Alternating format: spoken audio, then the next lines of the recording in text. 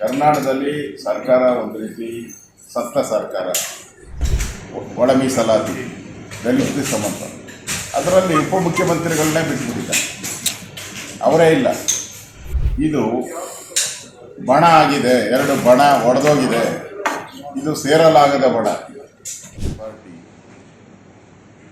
ಕರ್ನಾಟಕದಲ್ಲಿ ಯಾರು ಕಾಂಗ್ರೆಸ್ ಪಾರ್ಟಿ ಇಲ್ಲ, ಎಲ್ಲ ಡೆಲ್ಲಿ ಶಿಫ್ಟ್ ಆಗುತ್ತೆ. MLAಗಳೆಲ್ಲ ಡೆಲ್ಲಿ ಟೂರ್ ಮಾಡ್ತಾ ಇದ್ದಾರೆ, ಕಾಂಗ್ರೆಸ್ MLAಗಳು. ಅಂದರೆ ಇಲ್ಲಿರೋ ನಾಯಕತ್ವ ಸರಿ ಇಲ್ಲ, ಇಲ್ಲಿ ನಾಯಕತ್ವಕ್ಕೆ ಬೆಲೆ ಇಲ್ಲ. ಮುಖ್ಯಮಂತ್ರಿ ಉಪಮುಖ್ಯಮಂತ್ರಿ ಕಚ್ಚಾಡ್ತಾರೆ, ನಮಗೆ ನ್ಯಾಯ ಸಿಗಲ್ಲ ಅಂಥೇಳಿ ಈ ನಾಯಕತ್ವವನ್ನು ಧಿಕ್ಕಾರಿಸಿ ಡೆಲ್ಲಿಗೆಲ್ಲ ಹೋಗ್ತಾ ಇದ್ದಾರೆ. ಅಂದರೆ ಈ ನಾಯಕತ್ವಕ್ಕೆ 3 ನಯ ಪೈಸದ ಬೆಲೆನೂ ಇದ್ದಂಗೆ ಆಗಿದೆ ಅನ್ನೋದು ಇದರಿಂದ ಸ್ಪಷ್ಟ ಆಗಿದೆ. ಮೊನ್ನೆ ಮೀಸಲಾತಿಗೆ ಮಹತ್ವದ ಒಂದು ತೀರ್ಮಾನ ನಾವು ಮಾಡ್ತೀರಿ ಅಂತ ಹೇಳಿ, ಮೀಸಲಾತಿ ಬಗ್ಗೆ,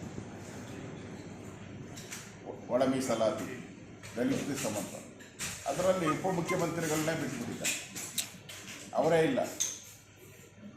ಅವ್ರ ಡೇಟ್ ನೋಡಿ ತಾನೇ ಮಾಡಬೇಕಾಯ್ತು. ಮುಖ್ಯಮಂತ್ರಿ ಉಪಮುಖ್ಯಮಂತ್ರಿ ಡೇಟ್ ನೋಡಿ ಕ್ಯಾಬಿನೆಟ್ ಮೀಟಿಂಗ್ ಮಾಡಬೇಕಾಯ್ತು. ಪರ್ಪಸ್ಲಿ ಗೊತ್ತಿದ್ದರೂ ಕೂಡ DK ಶಿವಕುಮಾರ್ ಅವರು ಡೆಲ್ಲಿಯಲ್ಲಿದ್ದಾರೆ ಅಂತ ಗೊತ್ತಿದ್ದರೂ ಕೂಡ ಕ್ಯಾಬಿನೆಟ್ ಮೀಟಿಂಗ್ ಮಾಡಿದ್ದಾರೆ. ಅಂದರೆ ಇದು ಬಣ ಆಗಿದೆ, ಎರಡು ಬಣ ಒಡೆದೋಗಿದೆ, ಇದು ಸೇರಲಾಗದ ಬಣ ಅನ್ನೋದು ಸ್ಪಷ್ಟ ಆಗಿದೆ. ಅದರಿಂದ ಕರ್ನಾಟಕದಲ್ಲಿ ಸರ್ಕಾರ ಒಂದು ರೀತಿ ಸತ್ತ ಸರ್ಕಾರ. ದಿನ ಇಲ್ಲಿ MLAಗಳು ಏರಿಯಾದಲ್ಲಿ ಕೆಲಸ ಮಾಡಬೇಕು. ಬರಗಾಲ ಬಂದಿದೆ, ಕುಡಿಯೋ ನೀರಿಗೆ ಹಾಹಾಕಾರ ಇದೆ, 42 ಡಿಗ್ರಿವರೆಗೂ ಉಷ್ಣಾಂಶ ಹೋಗಿದೆ. ಕೆಲವರು ಜನ ಪ್ರಾಣನೂ ಬಿಡ್ತಾ ಇದ್ದಾರೆ.